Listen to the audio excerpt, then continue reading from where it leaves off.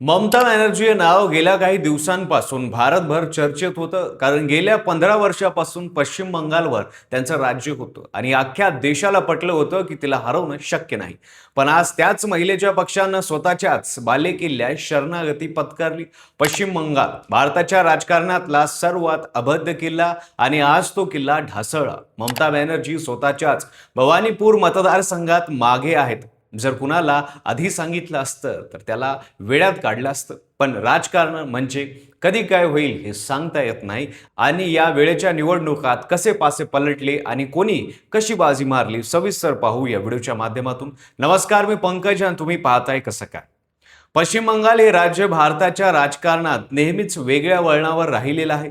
1977 पासून ते 2011 पर्यंत म्हणजे तब्बल 34 वर्ष इथे डाव्यांचं राज्य होतं. डावे गेले, ममताने हटवलं. त्यावेळी ममता बॅनर्जी जो संघर्ष केला, जो आंदोलन केले, त्यातून त्यांनी एक वेगळंच प्रतिमा बनवली होती. सिंगपूरच्या जमिनीसाठी उपोषण करणाऱ्या ममता दी, नंदीग्रामच्या रस्त्यावर उतरणाऱ्या ममता दीदी, हे चित्र बंगाली माणसाच्या मनात कोरलेलं होतं. 2011 मध्ये त्यांनी 184 जागा जिंकल्या, डाव्यांना सत्तेतून हाकलून दिलं. बंगालने नवा अध्याय सुरू केला. पण हा अध्याय नेमका कुठे आणि कसा संपला, त्याची कहाणी आजच्या या व्हिडिओमध्ये समजून घेणार आहोत. 2011 नंतर ममता बॅनर्जी बंगालमध्ये जे केलं ते त्यांच्याच विरोधात उलटलं.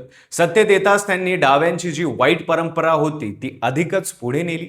पक्षाच्या कार्यकर्त्यांना संरक्षण द्यायचं, गुंडागिरी प्रोत्साहन द्यायचं, पोलिसांना हातचं बाहुलं बनवायचं, सत्तेचा वापर फक्त स्वतःसाठी आणि पक्षासाठी करायचा, हे सगळं 15 वर्ष चालत होतं. संदेशाखाली हे नाव बंगालच्या इतिहासात काळ्या अक्षरांनी लिहिलं होतं. सुंदरबन मधलं हे बेट, टीएमसीच्या बालेकिल्ला, इथला नेता शेख शहाजहान या नेत्यावर ईडी छापेमारी करायला गेले तेव्हा त्यांच्या कार्यकर्त्यांनी ईडीच्या अधिकाऱ्यांनाच मारहाण केली, कागदपत्रे काढून घेतली. पण या छापेमारी प्रकरणाने तिथल्या महिला बाहेर आल्या. त्यांनी सांगितलं की वर्षानुवर्ष त्यांच्यावर अत्याचार होत आहेत. पोलीस स्टेशनमध्ये गेलं तर FIR दाखल होत नाही, कारण ते अत्याचार करणारे टीएमसीचे कार्यकर्ते होते. तेव्हा ममता काय म्हणाल्या? त्या म्हणाल्या, या बायका बंगालच्या नाहीत, बाहेरून आलेल्या आहेत. जणू बाहेरून आलेल्या असतील तर त्यांच्यावर अत्याचार चालतो. हे एकच वाक्य ममता राजकारण कशा करायच्या हे सांगायला पुरेसं होतं. त्यानंतर आता आरजी कार मेडिकल कॉलेजचं प्रकरण. कोलकात्यातल्या या प्रसिद्ध वैद्यकीय महाविद्यालयात एका तरुण डॉक्टरवर सामूहिक झाला आणि तिची हत्या करण्यात आली. बंगाल पेटला, देशभरातून संताप व्यक्त झाला. पण ममतांनी काय केलं? त्यांनी ही घटना दडपण्याचा प्रयत्न केला. ज्या कार्यकर्त्यांचा सहभाग असल्याचा संशय होता त्यांना पाठीशी घेतलं. यातून बंगालमध्ये महिलांमध्ये जो संताप होता तो अजूनच वाढला. आज त्याच मृत्यू डॉक्टराची आई रत्ना देवनाथ भारतीय जनता पक्षाच्या तिकीटवर निवडून आल्या. एकीकडे सगळं होत होतं, दुसरीकडे बांगलादेशाच्या स्थलांतराचा प्रश्न धगधगत होता. गेल्या 15 वर्षात बांगलादेशातून मोठ्या प्रमाणावर लोक बंगालमध्ये आले.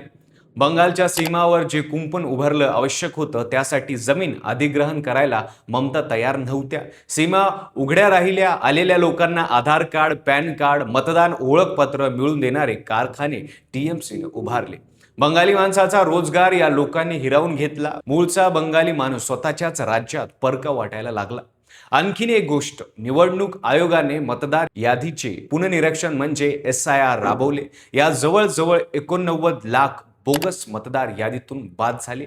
हे बोगस मतदार म्हणजे मृत्यू व्यक्ती, स्थलांतरित लोक किंवा अस्तित्वात नसलेले लोक, हेच ममताचे सिक्रेट मतदार होते. प्रत्येक मतदारसंघातले टीएमसीचे कार्यकर्ते या खोट्या नावांवर मतदार करायचे. SIR ला मतदारांनी शेवटपर्यंत विरोध केला. शेवटी सर झालं आणि 89 लाख मतांचा फटका या निवडणुकीतून ममताला बसला. पण हे सगळं होत असताना भाजपने एक गोष्ट केली जी आधी कुणाला जमली नव्हती. बंगालमध्ये जय श्रीराम चालत नाही हे त्यांना माहिती होतं. बंगालची स्वतःची दुर्गा आहे, स्वतःची काली आहे.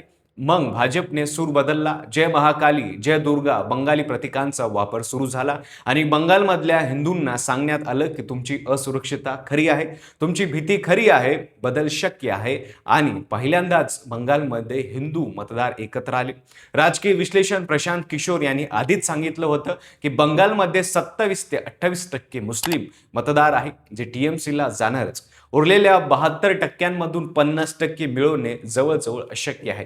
पण पण भाजपनं ते केलं. काल निकाल झाला. भाजपला 45% अधिक मतदार झाली आहे. डायमंड हार्बर लोकसभा मतदारसंघात येणाऱ्या जवळजवळ सगळ्या विधानसभा जागा भाजपनं जिंकल्या. हा अभिषेक बॅनर्जीचा मतदारसंघ, ममतांचा भाचा, ज्याने युनियन ऑफ इंडियाला थेट आव्हान दिलं होतं. जाधवपूर, पश्चिम बंगालचा संपूर्ण पश्चिम भाग, उत्तरेकडील अनेक जागा भाजपने जिंकल्या. फक्त कोलकाता आणि आसपासच्या मुस्लिम बहुत भागात टीएमसीला काही जागा टिकवता आल्या.